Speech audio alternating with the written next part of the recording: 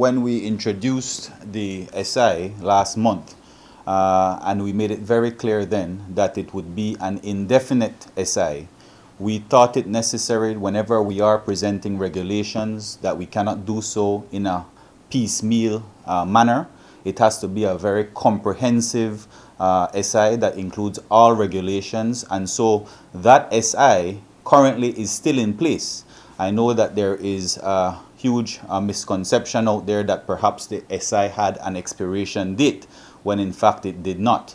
But what I can assure the public is that the Ministry of Health and its task force has been reviewing the regulations, and towards the ending of the month, which is next week, towards the end of next week, starting on February 1st, we will see an adjustment in these regulations.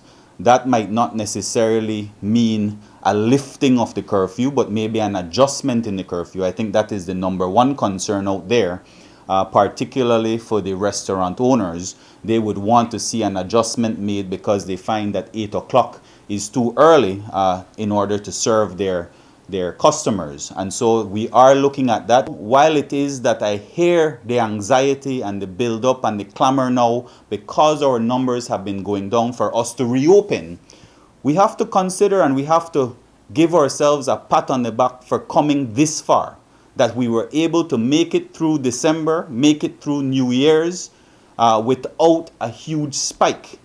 And so we did not lock down.